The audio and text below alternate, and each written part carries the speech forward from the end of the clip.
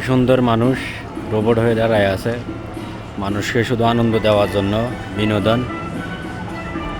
সেইটার বিনিময়ে কিছু টাকা হয়, মানুষে যে যায় পারে দেয়, মানে তার জীবন, তার জীবিকা তাগিদে সে এটা করতে, তার যে পেট চালানোর জন্য সে এই রাস্তাটা বেছে নিছে। মানুষকে বিনিময়ে আনন্দ দিবে, বিনোদন, এর বিনিময়ে তার পেট চলে, মানুষ যে যা পারে তাই দেয়।